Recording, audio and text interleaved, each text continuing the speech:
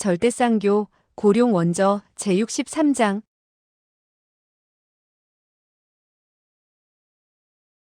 63.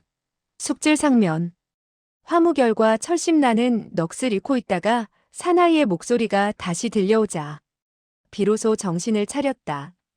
그렇다. 내가 바로 연남천이다. 철심나는 온몸 속의 피가 머리로 치솟는 듯했다. 그녀는 지금까지 이렇게 사람의 마음을 움직이는 이름을 들어본 적이 없었다.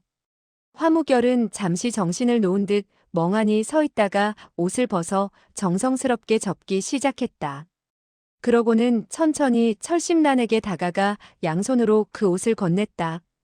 사실 그가 이러한 동작을 취한 것은 그러한 행위들을 통하여 감정의 평온을 찾아보려 한 것이었다.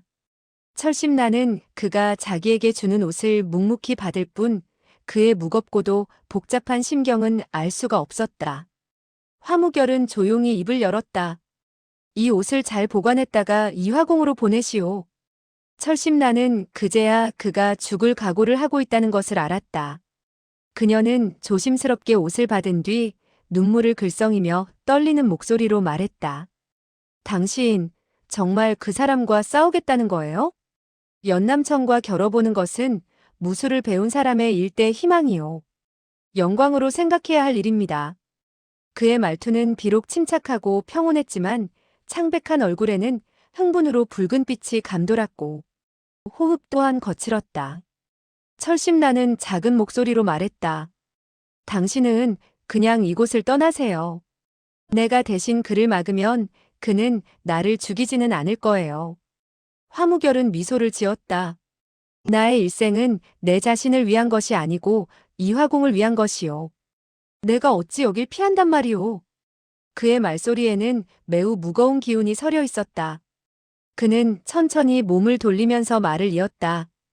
또 사실 내가 강소월을 죽이려고 하는 것도 나와 원한 관계가 있어서가 아니라 이화궁을 위해서였소. 석 달 후에 그를 만나거든 그에게 말해주시오. 비록 그를 죽이려고 했었지만 조금도 내가 원해서 그런 생각을 했던 것은 아니라는 것을. 그 사람이 나를 원망하지 말았으면 좋겠소. 철심란의 얼굴은 온통 눈물로 젖어 있었다. 당신은 왜 남을 위해서만 살아야 하나요? 당신 자신을 위해서 살지를 못하고. 화무결은 하늘을 향해 허탈한 웃음을 터뜨렸다. 나 자신을 위해서? 나는 누구지? 도대체 나는 무엇을 위해 이 땅에 태어났지? 이 말은 그가 처음으로 남 앞에서 자기의 비통함을 드러내는 말이었다. 비록 간단한 몇 마디의 말이었지만 그 속에 내포된 비통함은 태산같이 깊었다. 철심나는 눈물을 흘리면서 작은 소리로 말했다. 남들은 모두 당신을 이 세상에서 가장 아름답고 가장 행복한 사람이라고만 알고 있어요. 그 누가 당신의 이러한 뼈저린 고통을 알겠어요. 또 남들은 당신이 빈틈이 없고 냉정하다고 말하지만 그러나 그 누가 당신이 자기 자신이라는 것도 없이 죽고 사는 것조차 남에게 달려있다는 것을 알겠어요. 연남천은 곁에 서서 화무결의 이러한 이야기를 들었다. 화무결, 너는 과연 이화궁의 제자구나. 이번 싸움의 승패에 상관없이 이화궁의 이름이 너로 인해서 빛날 것이다. 감사하오. 그러나 너도 알아야 할 것이 한 가지 있다. 너뿐만 아니라 세상의 많은 사람들이 자신만을 위해 살아가지는 않아. 그리고 서로 자신만을 위해 살아가는 사람도 그렇게 행복하다고만 할 수 없지. 어쩌면 그들의 삶이 더 슬플 수도 있지. 화무결은 그를 바라보았다. 그러면 당신도 다른 사람을 위해서 나를 죽여야 한단 말이오? 연남천은 한참 동안 침묵하다가 돌연 하늘을 향해 기괴한 탄성을 발했다. 그의 소리는 너무나 맑고 처량하여 듣는 사람으로 하여금 깊은 슬픔을 느끼게 했다. 화무결은 길게 탄식을 하며 품속에서 은검 한 자루를 꺼냈다. 오늘 내가 당신을 죽이는 것도 나를 위해서는 아니오. 철심나는 그가 항상 무기를 사용하지 않았기 때문에. 이화궁의 무공은 무기를 사용하지 않는 것인 줄로만 알았었다. 그녀는 화무결이 무기를 사용하는 것을 처음으로 보게 된 것이었다. 그가 손 안에 쥐고 있는 검은 매우 가늘어서 마치 손가락 같았다. 5자의 길이로 전체가 은빛으로 번쩍거렸고 즉각 손을 벗어나 날아오를 것 같은 느낌을 주었다. 그것은 비록 검이었지만 마치 고무로 만든 것처럼 휘어질 수 있는 특이한 무기였다. 이것을 본 연남천은 눈에서 빛을 발하며 그 괴이한 무기를 담담하게 바라보다가 조용히 입을 열었다. 너는 무기까지 꺼내들었으면서 왜 아직 손을 쓰지 않는 것이지? 그의 말이 떨어지자 화무결은 왼손으로 은검을 튕겼다. 순간 챙하는 소리가 나면서 그 검은 찬란한 무지갯빛을 발했다. 검이 움직이자 검에서 솟아나오는 빛이 눈부신 광채를 번뜩이며 날렵하고 신속하기 이를 데 없이 허공에서 춤을 추었다. 연남천은 검을 들고 마치 태산처럼 서 있었다. 화무결의 거센 공격에도 불구하고 그는 조금도 움직이지 않았다. 돌연 화무결의 검세가 방향을 바꾸었다. 화무결은 여러 가지 수법으로 유혹했지만 연남천은 결코 속지 않았고 화무결의 검은 허공을 찌를 뿐이었다. 알고 보니 화무결의 검은 허공을 찌른 것이었다. 철심나는 검의 변화를 똑똑히 볼 수가 없었고 다만 슉슉하며 검이 허공을 가르는 소리만을 들을 수 있었다. 화무결은 7번의 공격을 했으나 연남천은 조금도 움직이지 않았다. 그 초식은 이화궁 검법 중에서도 가장 교묘한 것이었다. 그러나 화무결은 계속 7번의 허검을 찌른 것이다. 사실 누구라도 이런 현란한 검광 아래서 그것이 허검이라는 것을 깨닫기는 지극히 어려웠다. 그래서 당연히 상대방은 피하려 애를 쓰게 되지만 어떤 방향으로 움직이든 모두 검초의 계산 속에 있게 되는 것이었다. 7개의 허검은 불가사의한 위력을 발휘하면서 상대방이 물러설 길을 완전히 봉쇄할 수 있었다.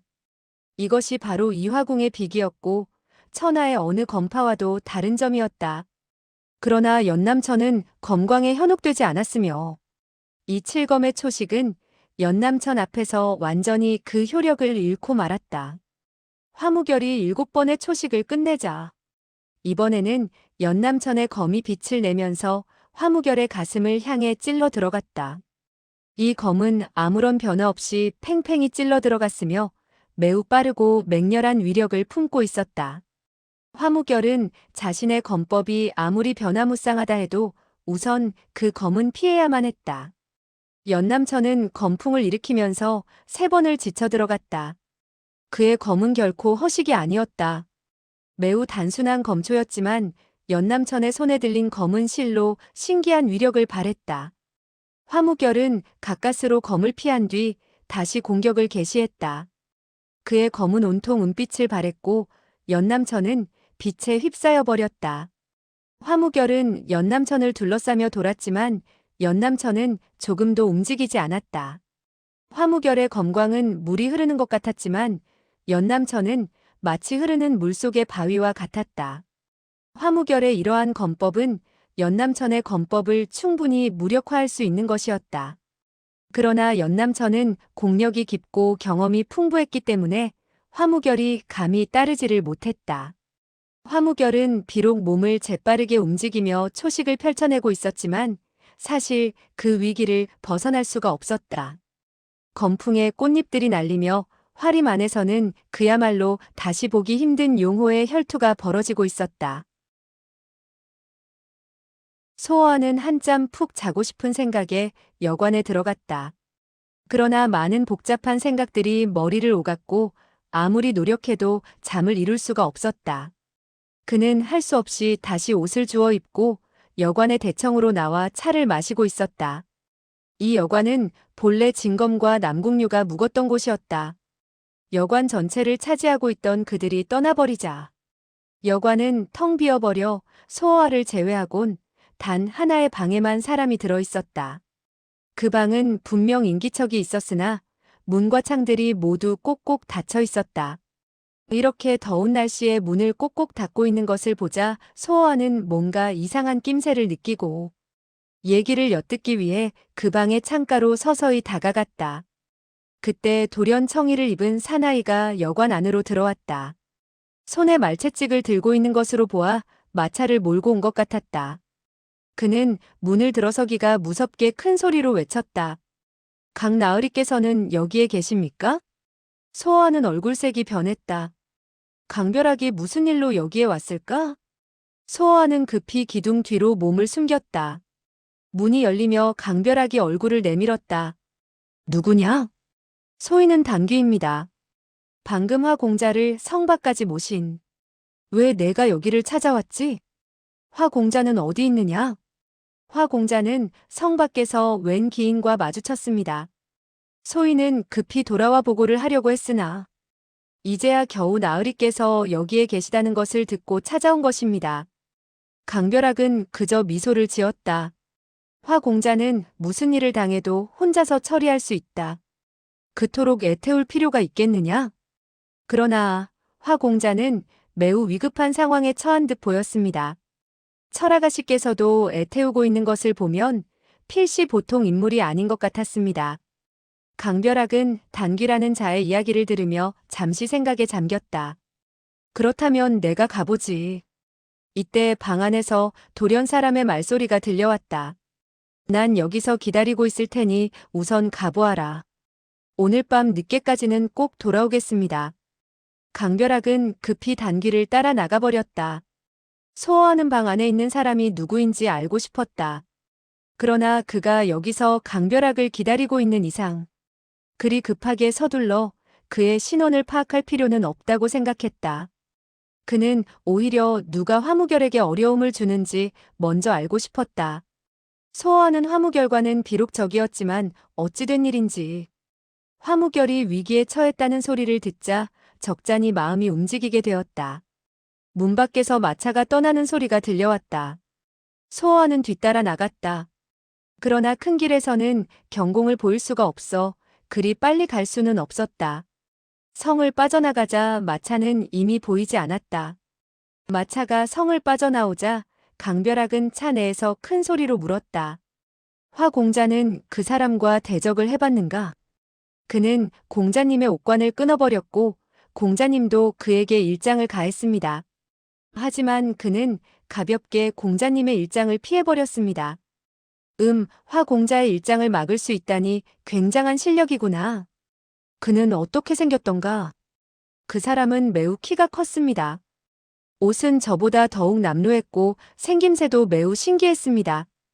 강별학은 이맛살을 찌푸렸다. 나이가 얼마나 되어 보이던가? 40살 내외인 것 같기도 하고 어떻게 보면 50이 다 된 것 같기도 했습니다. 그러나 또 어찌 보면 30살도 같고 하여튼 그는 나이를 짐작하기가 어려웠습니다. 그토록 신비한 사람은 종래 본 적이 없습니다.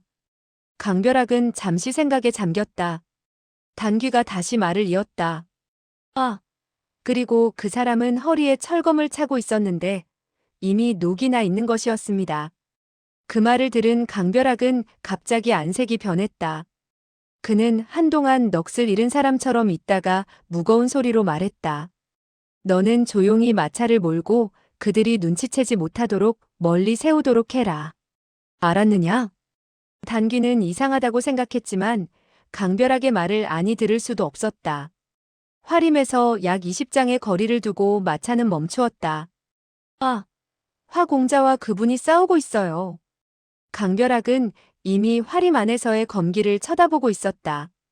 검기가 쌓인 곳에는 한 사람이 태산처럼 우뚝 버티고 서 있었다. 화무결은 몸을 매우 가볍게 움직이며 종횡무진하고 있었다. 그러나 강별학 또한 안목이 높았다. 그는 곧 화무결이 교묘하게 공격하고는 있지만 감히 쳐들어가지 못한다는 것을 알아차렸다. 검이 부딪히는 소리가 들려올 때마다 연남천의 무서운 검기가 하늘을 찢어놓을 것만 같았다. 강별학은 안색이 더욱 창백해지며 중얼거렸다. 연남천, 틀림없이 연남천일 것이다. 그는 비록 화무결과 싸우는 사람의 모습을 자세히 보지는 못했지만 연남천 외에는 다른 사람일 수 없다고 생각했다. 강별학은 연남천이 다만 이화궁의 검법을 더 자세히 보고 싶어서 화무결을 죽이지 않는 것이라는 것을 알아챘다. 단귀는 그 검기를 보며 화무결이 걱정되는지 진땀을 흘렸다. 강나을이 화공자를 돕지 않을 겁니까? 당연히 가야지. 단귀는 반가운 듯 기쁜 얼굴을 보이면서 말했다. 강나을이는 화공자의 친구이시니 꼭 화공자를 도울 줄 알았습니다. 이때 강벼락이 마차 문의 손잡이를 흔들며 말했다. 그런데 왜 마차 문이 열리지를 않지? 고장인가?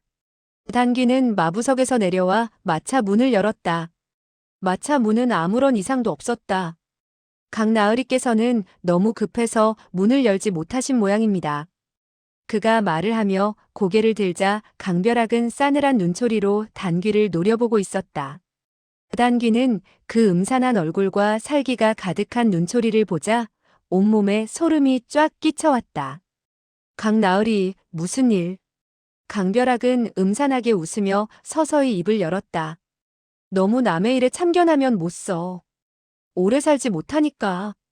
단귀는 놀란 나머지 간이 떨어지는 것 같았다. 그는 재빨리 달아나려고 했으나 이미 강벼락은 그의 멱살을 움켜쥐었다. 단귀는 애원했다. 강나으리, 소인은 당신 위해 위험을 무릅쓰고 나는 내가 고생하는 것을 알아. 그래서 너를 좋은 곳으로 보내자는 거다. 소인은 그러나 검은 이미 깊숙이 그를 찔러 들어갔다. 강벼락은 천천히 단검을 뽑아 피가 자기 몸에 튀지 않게 했다. 그가 사용한 검은 바로 정소의 보검이었다. 강벼락은 길게 숨을 내쉬면서 중얼거렸다.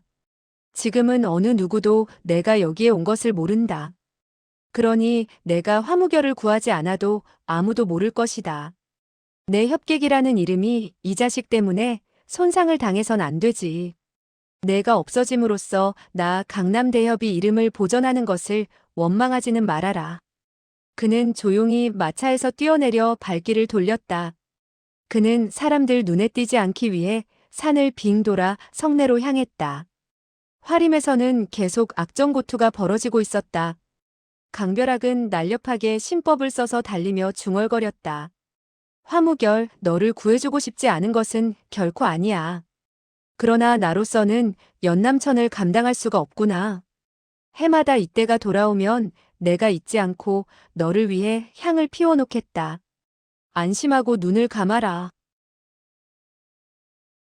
소호하는 성을 벗어나자 마차 바퀴 자국을 쫓아 한참을 달렸다. 얼마 후 그는 멀리서 마차와 화림 속에서 뻗쳐나오는 검기를 볼 수 있었다. 그는 빨리 화림 속의 악투를 보고 싶었다. 화무결이 누구와 대적하고 있는지도 궁금했을 뿐만 아니라 화무결의 검법을 자세히 봐두어야 금후의 그를 상대할 준비를 할 수도 있기 때문이었다. 그러나 그는 돌연 굳게 닫힌 마차 문에서 흘러나오는 피를 발견하였다. 혹 강벼락이 죽었다는 말인가? 소호하는 발소리를 죽이고 살금살금 마차로 다가갔다. 그러고는 신속하게 마차 문을 열어젖혔다. 그런데 마차 안에는 눈을 부릅뜨고 통 안에 찬 얼굴로 단귀가 죽어 있었다. 시체를 자세히 살펴본 소호하는 곧바로 마차에서 나와 화림으로 발걸음을 향했다. 소호하는 제일 먼저 철심란이 눈에 들어왔다. 화무결이 걱정되는지 안절부절 못하는 모습으로 서 있었다. 그는 가슴이 아팠다. 이때 돌연 긴 기합 소리가 울려 퍼지며 하나의 검광이 하늘을 향해 치솟아 올랐다. 화무결은 손에 쥐었던 칼을 놓치며 뒤로 물러섰다. 곧이어 그는 정신이 아득해지는 것을 느끼며 쓰러지고 말았다.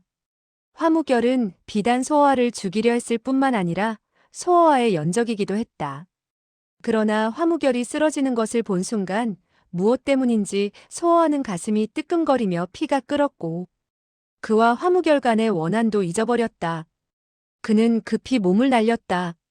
연남천은 길게 소리를 지르면서 다시 검을 들어 올렸고 철심란은 하얗게 질려 비명조차 내지 못하고 있었다. 연남천이 검을 막 내려치려는 순간 소호와는 번개같이 달려가 화무결의 앞을 가로막으며 큰 소리로 소리쳤다. 그를 다치게 해서는 안 돼오. 철심란은 갑자기 소호와가 나타나자 놀라 눈을 휘둥그렇게 떴다. 연남천은 눈에서 빛을 내며 소호와를 바라보더니 무서운 소리로 호통쳤다. 너는 누군데 감히 나의 검을 막느냐? 철심나는 고개를 돌려 연남천을 향했다. 그가 바로 소호아예요. 강소호가 바로 너란 말이냐? 소호아도 그를 바라보며 머뭇거렸다. 당신은 바로 연남천백부님 맞지요?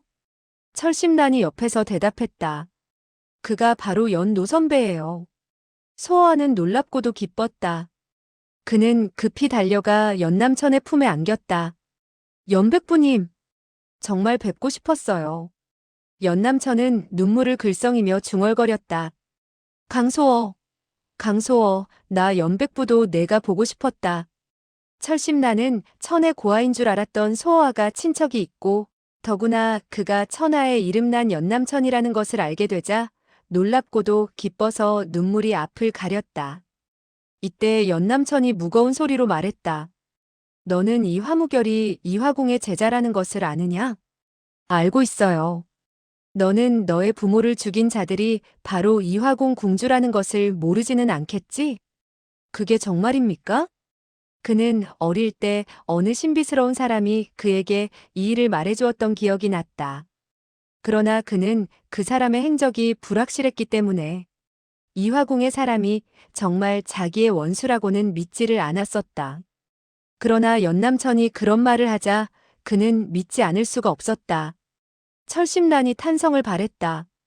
그래서 이화궁 궁주가 화무결에게 당신을 죽이라고 했군요. 연남천은 소호아를 바라보았다. 너는 왜 저 녀석의 목숨을 구하려는 거지? 그는 자신도 왜 화무결을 구했는지 몰랐다. 다만 속으로부터 무언지 모르지만 구해야만 할 것 같은 강한 힘이 소호아로 하여금 화무결을 구하도록 만든 것 같았다. 연남천이 돌연 철검을 내밀며 소리쳤다. 내가 직접 그를 죽여라. 소호아는 고개를 돌려 화무결을 쳐다보았다. 화무결은 이미 연남천의 검기에 의해 기절해 있었고 꽃잎들이 그의 창백한 얼굴에 떨어져 있었다.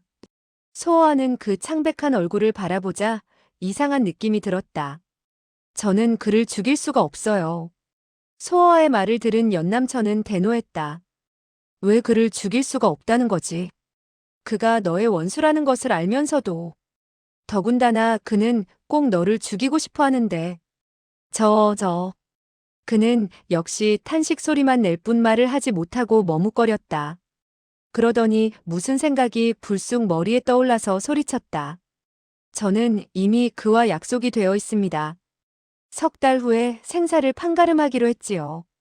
그래서 연백부님께서 그를 다치게 한 지금 그를 죽일 수는 없어요. 연남천이 놀라면서 돌연 하늘을 향해 대소했다. 좋아. 너는 과연 사나이구나.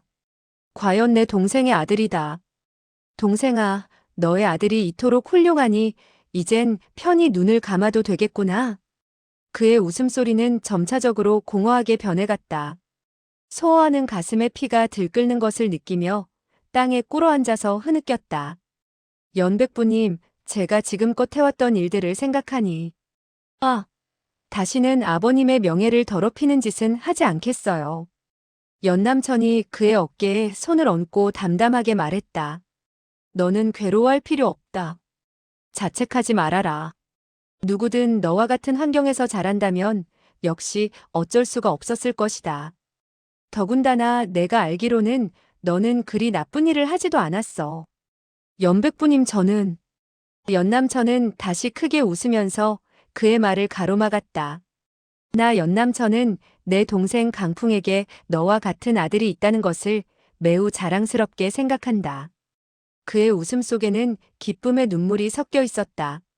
철심나는 곁에서 그들의 얘기를 들으며 눈물을 흘리기 시작했다. 그녀의 마음속엔 기쁨과 슬픔이 교차했다. 소호아의 고통은 연남천이 위로해주지만 그녀의 심정은 그 누가 알고 위로해준단 말인가. 그녀는 소호아가 화무결의 손에 죽지 않기를 바랐으나 역시 소호아가 화무결을 죽이는 것도 바라지 않았다. 그녀는 단지 서로 잘 지내기를 바랄 뿐이었다. 소호아가 화무결을 구하자 그녀는 무한히 기뻤다. 그들의 원한도 사라지기를 바라는 마음이 간절했다. 그러나 이제 그녀는 그들이 영원히 화해할 수 없는 원수 사이라는 것을 알게 되었다. 그들 중 꼭 한 사람이 죽어야만 원한이 풀리는 것이다. 게다가 더욱 그녀의 가슴을 아프게 하는 것은 소아 때문이다. 그렇게 보고 싶었고 모든 것을 희생해 구해냈던 소아가 그녀를 바라보지도 않는 것이 아닌가. 소아가 진정되자 연남천이 다시 입을 열었다. 너는 도교교와 이대취 등이 악인곡을 떠난 사실을 알고 있느냐? 예. 연남천은 눈에 빛을 내면서 말을 이었다. 그들을 만나보았느냐? 소아는 고개를 끄덕였다. 연백부님, 그들을 용서해 주십시오. 연남천은 화가 치밀었다. 내가 어찌 그들을 용서할 수 있겠느냐? 그들이 비록 백부님을 해치려고는 했었지만 어쨌든 간의 뜻을 이루지는 못했습니다. 더군다나 그들이 나를 키웠고 이제는 옛날처럼 그렇게 극악스럽지는 않습니다. 연남천은 한동안 침묵을 지키다가 크게 웃어젖혔다. 너는 보기엔 강경해도 마음이 굉장히 약하구나. 소아도 따라서 웃었다. 연백부님도 그렇지 않으세요? 연남천은 한참 생각에 잠겨 있다가 입을 열었다. 좋아. 그들이 다시 나쁜 짓을 하지 않는다면 용서해주겠다. 소아는 뛸 듯이 기뻤다. 그들이 이 얘기를 들으면 정말 기뻐할 겁니다. 다시는 사람을 해치지 않을 거예요. 연남천은 철심난에게 눈을 돌렸다. 그는 미소를 띠면서 부드러운 음성으로 소아에게 말했다. 그럼 이젠 저 아가씨와 이야기를 나누어라. 나만 너를 붙잡고 있을 수는 없구나. 소아는 돌연 안색이 변하여 차갑게 내뱉었다. 저는 모르는 아가씨입니다. 뭐? 모르는 아가씨라고? 예. 본 적도 없는 사람입니다. 소아가 하는 얘기를 들은 철심나는 너무 어이가 없었고 슬펐다. 그렇게 모든 것을 희생해 구해주었건만, 그렇게 애타며 보고 싶어 했건만. 정작 소아의 입에서는 자기를 모른다는 차가운 한마디뿐이었으니 그녀는 흐르는 눈물을 주체할 길이 없어 두 손으로 얼굴을 감싸쥐고 달려가 버렸다. 소아는 입술을 깨물며 서 있었다. 연남천은 철심란이 달려가는 것을 보고 있다가 소아에게 고개를 돌렸다. 이거 도대체 어떻게 된 일이냐? 소아는 싸늘한 목소리로 말했다. 저 아가씨는 머리가 좀 이상하게 된 모양이에요. 연남천은 쓴웃음을 지으며 중얼거렸다. 너희 젊은이들의 일은 정말 모르겠구나. 소아는 넋을 잃은 사람처럼 한참 동안 말을 하지 않았다. 연남천은 자세히 그를 바라보다가 얼굴에 웃음을 띠며 물었다. 혼자 다니겠는가 아니면 나를 따라다니겠는가? 소아는 그때서야 정신을 차리고 활짝 웃었다. 연백부님을 따르는 것이 좋겠지만 그렇게 되면 나에겐 할 일이 없어져 재미가 없을 거예요. 하하, 너는 과연 기백이 있구나. 하지만 나는 백부님과 이야기를 좀 더 하고 싶어요. 내일 이때 다시 여기에 오겠다. 지금은 할 일이 있어서 가봐야겠다. 그는 미소를 띠면서 소아의 어깨를 툭 쳤다. 그러고는 몸을 돌려 사라져버렸다. 소아는 그가 그렇게 금방 갈 줄은 몰랐다. 그는 웃으면서 중얼거렸다. 연백부님은 정말 성질이 불같구나. 무슨 일을 하려는지 궁금하군. 그는 연남천이 철심란과 같은 방향으로 갔다는 것을 유의하지는 못했다. 그는 화무결 옆에 앉아 그의 손을 잡고 진기를 주입하기 시작했다. 한참 후 화무결은 정신이 돌아왔다. 그는 소아를 보자 깜짝 놀라며 입을 열었다. 내가 어찌 여기에? 소아는 미소를 지으며 그를 바라볼 뿐 말을 하지 않았다. 화무결은 잠시 생각에 잠기더니 다시 그에게 물었다. 당신이 나를 구했소? 소아는 여전히 아무런 대꾸도 하지 않았다.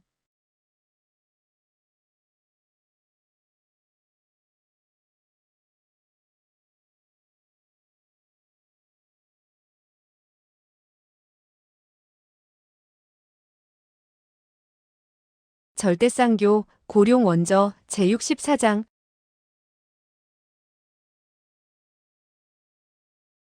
64. 강별하게 봉변. 화무결은 그를 한동안 바라보다가 천천히 몸을 일으키며 재빨리 고개를 돌렸다. 소어에게 자기 얼굴의 변화를 보여주고 싶지 않았던 것이다. 그는 한참 후에야 담담히 입을 열었다. 철아가씨는? 철아가씨가 누구요? 화무결은 길게 한숨을 내쉬었다. 당신은 그녀를 이해 못해.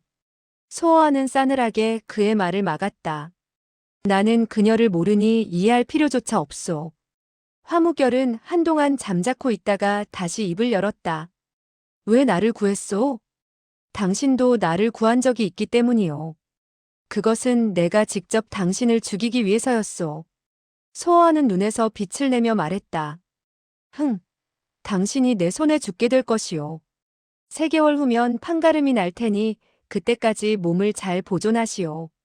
화무결이 잠시 침묵을 지키다가 길게 한숨을 내쉬었다. 꼭 만납시다.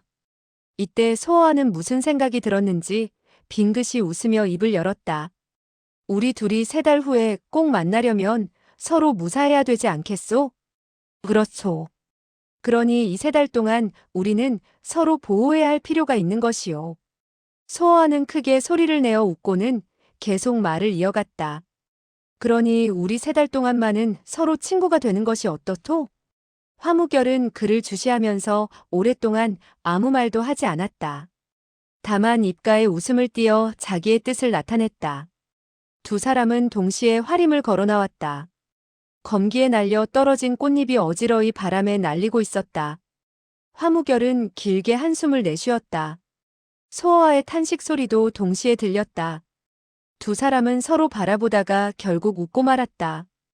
이 두 사람은 서로 어깨를 나란히 하고 걷게 되자 마음이 지극히 유쾌하고 편안했으며 서로가 통하는 점이 있다고 느끼게 되었다. 화무결은 잠시 생각에 잠겼다. 이 사람과 3달 동안 친구가 되는 것도 한평생의 크나큰 낙이지. 이때 소어가 웃으면서 말했다. 당신과 3달 동안 친구가 될 수 있는 것도 한평생의 크나큰 낙이요. 화무결은 깜짝 놀랐다. 그리고는 파한대소하며 웃어버렸다. 그는 일생 동안 이렇게 통쾌하게 웃어본 적이 없었다. 활인 밖에는 여전히 강벼락이 타고 온 마차가 그 자리에 세워져 있었다. 소어하는 마차 문을 열고 시체를 가리켰다. 이 사람을 누가 죽였는지 아오? 화무결은 눈을 크게 떴다. 누구요? 말을 해도 믿지 않을 테니 그만두겠소. 그러나 자연히 알게 될 것이요. 어느덧 밤이 오고 강벼락이 손님을 초대한 술집은 손님들로 북적거렸다. 강벼락은 파란 옷을 입고 손님들 틈에 끼어 있었다. 얼굴에는 비록 웃음을 띠고 있었지만 눈에는 수심이 가득했다. 합비에서 옥무사 금도무적 팽천수는 좌석에 앉아서 수염을 매만지고 있었다. 강대엽은 화공자를 생각하고 계신 것이 아니오? 강벼락의 입에서 탄식이 새어나왔다. 아직까지 오지를 않으니 후배가 약간 걱정이 되는군요. 팽천수는 크게 웃었다. 화공자는 이화궁의 유일한 전인인데 강호에서 그 누가 그를 가볍게 제압하겠소. 강대엽은 쓸데없는 걱정을 하고 있소. 강벼락이 쓴웃음을 보이면서 말했다. 아까 단귀가 소식을 전했을 때 아무래도 따라 나섰어야 했던 모양이요. 그러나 손님을 만나고 있었던 데다 오늘 이 회연을 준비하느라. 그는 길게 한숨을 내쉬면서 계속 말을 이었다. 이렇게 안절부절 못하는 것이 강호의 친구들에게 알려지면 난 웃음거리가 될 것이요. 팽천수도 탄식을 하며 입을 열었다. 강대엽의 친구에 대한 의리에는 정말 놀랐소. 강대엽 같은 친구가 있는 것은 정말 영광이라고 할 수 있어. 이때 한 사람이 크게 웃으면서 팽천수의 말을 받았다. 그렇소. 누구든 강대엽 같은 친구가 있는 것은 큰 복이요. 몸이 날씬하고 얼굴에 긴 칼자국이 나 있는 그렇지만 사람의 이목을 집중시키는 묘한 매력을 바라고 있는 소년이 큰 걸음으로 걸어 들어왔다. 그는 매우 힘차게 보였으며 눈에서는 모든 것을 꿰뚫어 볼 수 있을 것 같은 전기가 뻗어나오고 있었다. 사람들은 누구도 이 소년이 누구인지 몰랐으나 그 당당한 기세를 보고 필시 명문파의 제자일 것이라고 추측했다. 강벼락은 그 소년을 보자 돌연 안색이 크게 변했다. 내가 어떻게 여기에 왔느냐? 소아는 가볍게 웃었다. 왜? 난 오면 안 되는 곳이요? 소아가 말을 하는 사이 화무결이 미소를 띠며 걸어 들어오더니 소아의 곁에 섰다. 강벼락은 소아가 나타난 데다가 화무결이 살아서 나타나자 크게 놀랐다. 사람들은 화무결이 들어오자 모두 일어서서 인사를 할 뿐. 그 누구도 강벼락이 넋을 잃고 있는 것에 유의하지는 않았다. 강벼락은 화무결이 무슨 수로 연남천의 신검을 피했는지도 알 길이 없었고 또 소아와 화무결이 어떻게 어울리게 되었는지는 더욱 알 수가 없었다. 그는 한동안 넋을 잃고 서 있다가 퍼뜩 정신이 들어 화무결을 향해 입을 열려고 했다.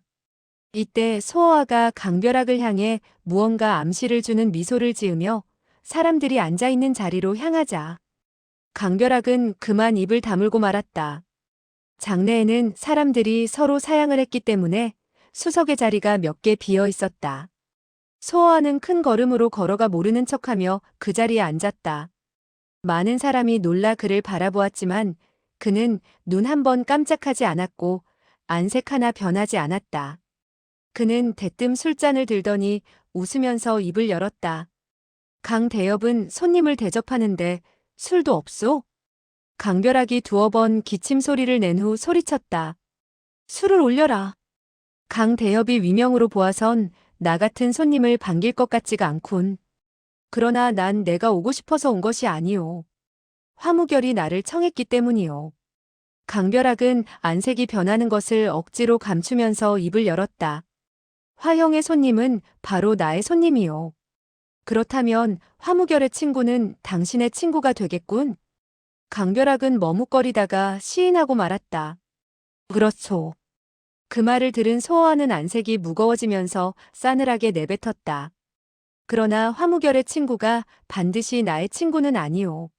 사실 그가 수석에 앉을 때부터 사람들은 그를 못마땅하게 생각했지만 그 누구도 그와 강벼락의 관계를 몰랐고 또 대놓고 물어보기도 곤란해서 그저 가만히 있었던 것이다. 그러나 사람들은 강벼락과 소아의 대화를 듣게 되자 비로소 그들이 아무 관계가 없음을 알았다. 금도무적 팽천수는 불쾌함을 참지 못하고 결국 입을 열었다. 여보시오. 친구의 말은 이해하기가 어렵군. 소아는 눈동자를 굴리며 그를 힐끔 쳐다보았다. 내 말뜻을 모르겠다는 말이오? 그렇죠. 내 말은 내가 만약 화무결의 친구를 내 친구로 삼는다면 앞으로의 내 일생이 곰팡이 냄새가 물씬 풍기게 될 것이라는 거요. 화무결은 사람이 좋지만 그가 사귀는 친구는 흐흐흐. 팽천수가 다그쳐 물었다. 그 친구가 어떻다는 말이오? 자기 친구가 죽게 된 것을 보고도 도망이나 가는 그런 비겁하고 졸렬한 인물이지. 팽천수는 크게 분노를 터뜨리고 말았다. 너는 지금 누구를 말하는 것이냐? 화무결의 친구라는 바로 그 사람을 가리키고 있어. 팽천수는 대노했다. 강대엽은 화공자의 좋은 친구인데 너는 그를. 하하.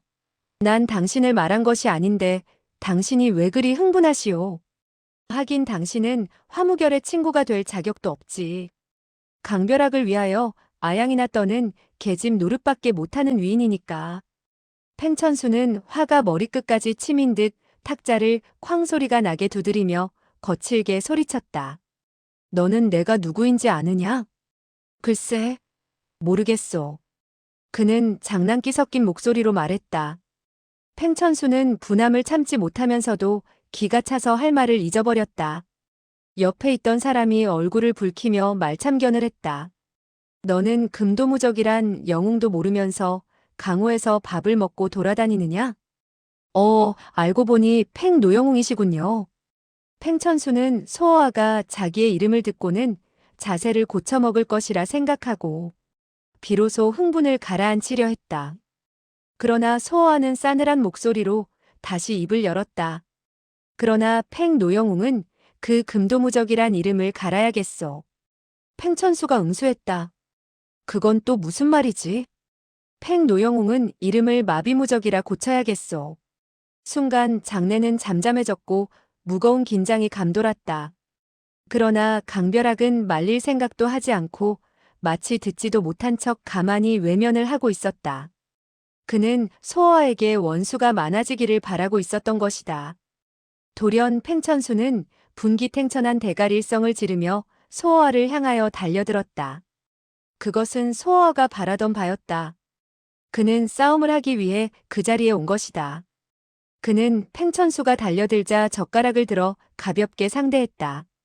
순간 팽천수는 갑자기 몸이 무감각하게 되어 힘을 잃고 쓰러지고 말았다. 우당탕 하는 소리가 나면서 그는 연회 음식상 위로 나동그라진 것이다. 소어는 만면에 웃음을 띄었다. 강벼락, 과연 내 친구들은 되먹지 못하게 손님들 상에나 올라가는구나. 사람들은 팽천수가 봉변을 당하자 분노했다. 몇몇은 소리를 질렀고 가까운 곳에 있던 사람들은 소어를 향해 몸을 날렸다. 이때 화무결은 조용히 강벼락을 바라보고 있었다.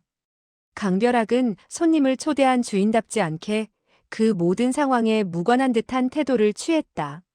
소어는 달려드는 사람들을 연달아 잡아 던져버렸고 순식간에 술집은 난장판이 되었다. 사람들은 몇 명의 고수들이 별 힘도 써보지 못하고 소어에게 당하는 것을 보자 그 누구도 함부로 덤벼들지를 못하고 있었다. 그때서야 강벼락은 이맛살을 찌푸리며 참견했다. 화형, 이 일을 어떻게 처리해야 하겠소?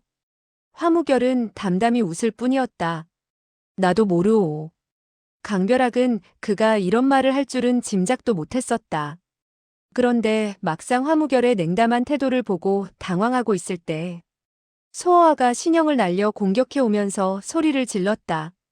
강벼락, 너는 화무결이 위급함을 알면서도 달아났고 마부가 그것을 폭로할까 봐서 죽이기까지 했다. 말소리가 채 끝나기도 전에 소어아는 이미 10여 장을 가했다. 강벼락은 가볍게 피할 뿐 반격을 하지는 않았다. 내가 무슨 말을 하는지 나는 도무지 알 수가 없군. 그래? 넌 이번에도 나에게 증거가 없을 줄로 아는 모양이지?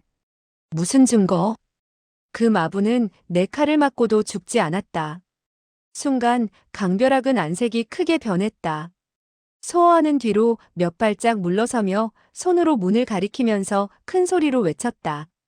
자, 봐라. 그가 여기에 왔다. 사람들은 모두 고개를 돌려 소어아의 손가락이 가리키는 곳을 쳐다보았다. 그러나 강벼락은 고개를 흔들며 급히 소리쳤을 뿐이었다. 그럴 리가 없다. 그는 강벼락은 돌연 말을 멈추더니 안색이 창백해졌다. 소어아는 크게 웃으며 외쳤다. 강벼락, 넌 나를 속일 수가 없어. 다 고개를 돌리는데 너만 그렇게 하지 않은 것은 그가 꼭 죽었다고 자신하기 때문이야. 소어아가 지금껏 소란을 피운 것은 강벼락을 당황하게 해서 그를 함정에 빠뜨리려는 계산에서였다. 강벼락은 사방을 바라보았다. 사람들은 과연 의심이 가득한 눈초리로 그를 바라보고 있었다. 그는 급히 화무결 앞으로 다가가 말했다. 화형, 그의 말을 믿으시오? 이 일은 그만둡시다. 화무결은 그저 가볍게 대답했다. 이때 소어아가 쓴웃음을 보이면서 끼어들었다. 그 일을 믿든 안 믿든 좋소. 하지만 그와 내가 싸운다면 당신은 누구를 돕겠소? 화무결 역시 쓴웃음을 보였다. 당신들 두 사람이 싸우고 싶다면 그 누구도 상관하지 못할 것이오. 소어아는 화무결의 말이 끝나자 급히 큰 소리로 소리쳤다. 좋아, 누구든 상관한다면 당신이 처리하시오. 소어아는 강벼락을 향해 다시 일장을 가했다. 강벼락은 겉으로는 태연한 척했지만 사실 속은 부글부글 끓고 있었다. 게다가 소어아의 몇 장 공격이 의외로 별 위력을 가지지 못한 것을 보자 거세게 반격을 하며 소리쳤다. 내가 손을 쓰겠다면 나도 어쩔 수가 없다. 강벼락의 공격은 대엽이라는 칭호에 어울리게 정말 고강한 위력을 발휘하고 있었다. 소어아는 가까스로 연달아 퍼부어지는 공격을 피해냈고 사람들은 모두 강벼락에게 갈채를 보냈다. 강벼락은 강호의 인물들은 승자의 말에 승복하는 기질이 있다는 것을 누구보다도 잘 알고 있었다. 그래서 만약 자신이 소어와를 이기면 조금 전의 일은 덮어둘 수가 있다고 생각했다. 그는 연달아 거센 공격을 퍼부으며 소리쳤다. 너는 영문 모를 누명을 씌워 나를 해치려 하지만 그것은 내가 내 스스로의 묘혈을 파는 격이다. 소어와는 대꾸도 하지 못하고 얼굴이 파리하게 질린 채 몸을 이리저리 피했다. 몇 번은 거의 강별학의 일격이 그에게 제대로 적중할 뻔하기도 했다. 강별학은 소어와의 무공이 시시하다는 것을 느끼자 경계심이 풀렸고 공세도 느려졌다. 너는 비록 도리를 모르고 떠들었지만 나이가 어리니 너무 난처하게 하지는 않겠다. 내가 사과를 한다면 더 이상 이 일을 문제 삼지 않고 너를 보내주겠다. 그의 말은 인자했고 강남 대여비 신분에 적합한 말이었다. 소어와는 거친 숨을 몰아쉴 뿐 말을 하지 못했다. 강별학은 채통을 세우려는 듯 더욱 공세를 늦추고 있었다. 사람들이 오히려 보다 못하여 강별학에게 소리쳤다. 그런 사람에게는 너무 잘 대해줄 필요가 없소. 또 한 사람의 목소리가 뒤를 이었다. 강 대엽께서 교훈을 주지 않으면 결과가 두렵소. 강별학은 하는 수 없다는 듯 탄식을 하며 입을 열었다. 너를 정말 다치게 하고 싶지는 않다. 하지만 너를 교훈하지 않으면 다른 사람 보기에도 좋지 않으니. 그가 이렇게 말을 하는 사이 소어와는 구석에까지 몰려 벽에 등을 기대고 섰으며 일장도 반격할 힘이 없어 보였다.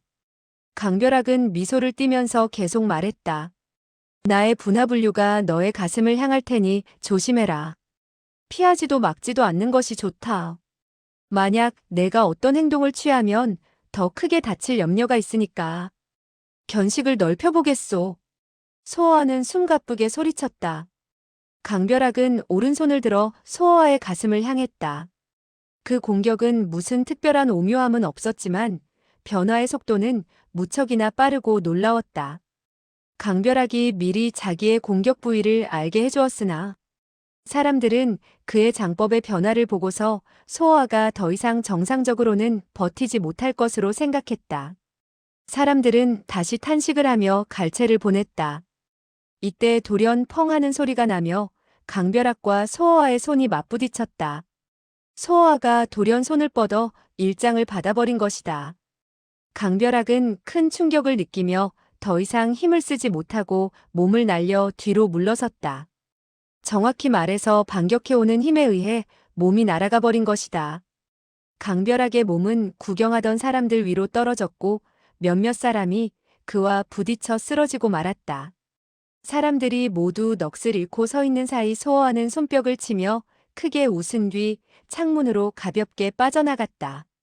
소어와는 비록 통쾌하게 강별학을 이기지는 못했지만 망신을 톡톡히 주었기 때문에 속이 후련했다. 사실 그는 아직 강별학을 이길 자신은 없었다. 다만 사람들에게 강별학에 대한 약간의 의심을 가지도록만 하면 그의 의도는 반 정도는 달성된 셈이다. 강별학의 이름이 하루아침에 무너질 수는 없다는 것을 그는 잘 알고 있었기 때문에 그 정도로 만족하기로 했다. 그는 다시 여관으로 돌아와 잠을 늘어지게 잔 후 밤이 으슥해지자 대청으로 나왔다. 그 신비스러운 사람이 있던 방은 여전히 굳게 닫혀 있었다. 방 안에는 불이 켜져 있었지만 인기척은 느낄 수가 없었다. 소어와는 사방을 살펴본 후 지붕 위로 올라갔다. 지붕 위에서 사태를 지켜볼 작정이었다. 오랜 시간이 지나자 뜰에서 은밀하게 들려오던 기생의 노랫소리도 쓰러지고 주위는 완전한 정적 속으로 잠겨들었다. 종업원이 오른손에는 등불을 들고 왼손에는 주전자를 쥔 채 불빛이 새어나오는 방으로 다가가 가볍게 문을 두드리며 말했다. 손님, 뭐 필요하신 것은 없습니까? 아무런 반응이 없자 종업원은 다시 몸을 돌리며 혼잣말을 했다. 이 나으리는 밥도 먹지 않고 물도 마시지 않고 사나보지. 방에 꾹 처박혀 대체 무얼 하는 건지. 소어와는 궁금했다. 어떤 사람이기에 이 사람의 행적은 이토록 신비스러울까? 그와 강별학은 무엇을 상의했을까? 이때 돌연 바람소리가 일더니 사람이 연기처럼 달려왔다. 그 경공에 뛰어남은 소어아가 평생 처음 보는 것이었다. 그는 몸이 보이지 않을 정도로 빨랐다. 소어아는 놀라는 중에도 그를 자세히 보려고 눈에 초점을 모았으나 그는 이미 방 안으로 빨려 들어가고 말았다. 방 안에서는 다시 아무런 소리도 나지 않았다. 소어아는 이맛살을 잔뜩 찌푸렸다. 저 사람의 경공은 나뿐만 아니라 화무결도 훨씬 능가하는 것이다. 무림 중에 이런 인물이 있단 말인가. 이런 인물이 강별학과 내통하고 있으니 기필코 무서운 사건이 벌어질 것이다. 소어아가 이런저런 생각을 하고 있을 때 또 한 사람이 여관 안으로 들어왔다. 그는 검은 옷을 입고 머리에는 모자를 쓰고 있어 얼굴이 보이지 않았다. 조용히 방 앞에까지 온 그는 가볍게 기침 소리를 내면서 문을 두드렸다. 방 안에서 날카로운 목소리가 새어나왔다. 누구냐? 흑이인은 작은 소리로 대답했다. 후배입니다. 이 목소리를 듣고서야 소어아는 비로소 강별학이 온 줄을 알았다. 문이 약간 열리자 강별학은 방 안으로 들어갔다.